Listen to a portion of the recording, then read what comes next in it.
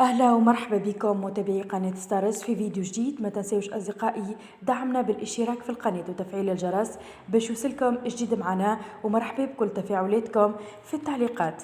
باش نحكيو على وصية الفنانة الراحلة فايزة المحرسي اللي ودعناها أمس، وين تم تشييع جثمانها إلى مأويها الأخير بمقبرة الجلاز وسط انهيار كبير لأصدقائها وعائلتها. وشفنا صور المؤلمة من موقف الدفن متاعها، الله يرحمها.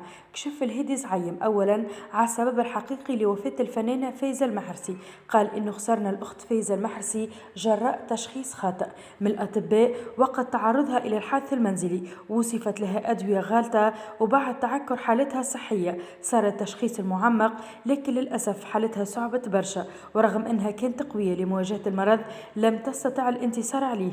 قال اليوم خسرنا أخت حنينة، فايزة من الناس القليل في وقتنا هذا، طيبة تحب الناس الكل وتتمنى الخير للجميع، وانا نعرف قديش عاونت ناس في محنتهم من صحابها وحتى عباد ما تعرفهمش، وانا طليت عليها في اخر فتره من مرضها، لقيت فايزه اخرى مش نفس الروح والعزيمه لمقاومه المرض، وكانها ايست من الشفاء وبدنها تحب برشا. قالت لي كلام عمري ما ننساه، قالت لي يا هادي حبوا بعضكم، راهي الدنيا فانيه، اليوم تمشي على ساقيك غدوه الله اعلم، المرض والموت ما تشورش. قلت لها لطف عليك علاش تحكي هكا؟ قالت لي الموت هي ثنية الناس الكل، راني نحبكم برشا، وفي محنتي شفت أحبابي واقفين معايا، زدت معزتهم في قلبي، ووقفت التوانسة معايا بدعواتهم قواتني. نشكر الناس الكل اللي وقفت معايا حتى بدعوة، وربي لا يوريكم مرض.